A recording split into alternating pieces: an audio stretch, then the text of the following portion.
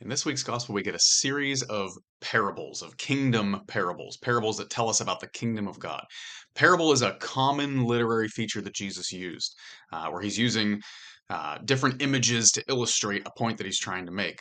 And this highlights something very important about the heart of God. God is a storyteller and a poet, an artist, right? He's a storyteller in the best sense of the word, not in the sense of someone who makes stuff up and tries to convince us of something that's not true. He's someone who just is effusive in telling true, real stories, to the point that the Bible begins with not one but two stories about how the world came to be. And so it makes sense when God becomes man as Jesus of Nazareth. What does he do? He goes around the countryside telling people stories about the kingdom of God, parables.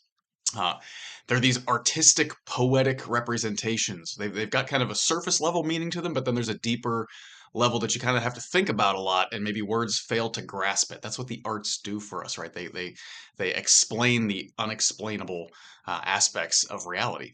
And so this is what Jesus is doing. The kingdom of heaven is like what? It's like what you probably wouldn't expect. It's like the weeds grown in your garden. It's like that tiny little seed that becomes a plant.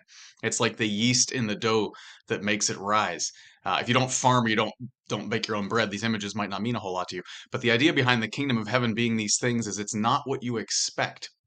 The kingdom of heaven is not like Alexander the Great charging across the known world and taking it all by force. That's not what he's about, right? The kingdom of heaven is not like this big, fancy, shiny thing. It's often what we don't expect. And so this week it's a call for us to examine what are our expectations of the kingdom of heaven, the kingdom of God? What do we think God's kingdom is supposed to be like? And how well do those line up with what Jesus tells us the kingdom of God is actually like?